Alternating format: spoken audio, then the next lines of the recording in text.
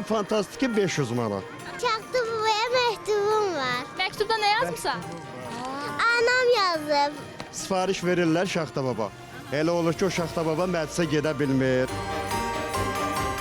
Hər il uşaqların sevimli personajlarından olan Şaxta baba və Qarqız bu gün də balacaların əhatəsindədir.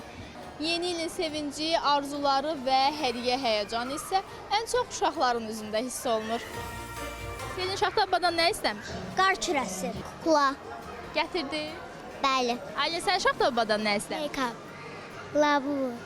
Mən samayot. İndiyə qədər yadınızda qalan ən maraqlı istək hansı olub? Bir dənə balaca nəvəm var idi.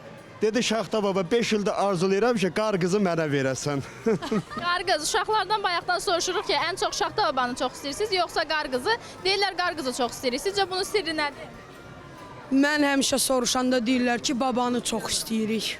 Görürsüz? Ya baba indi qocalıb. Bəs sən ən çox hansını çox istəyirsən? Şaxta baba yoxsa Qarqız? Şaxta baba. Gördünüz? Gördünüz? Şaxta baba nəvənə özəl hədiyyə ver.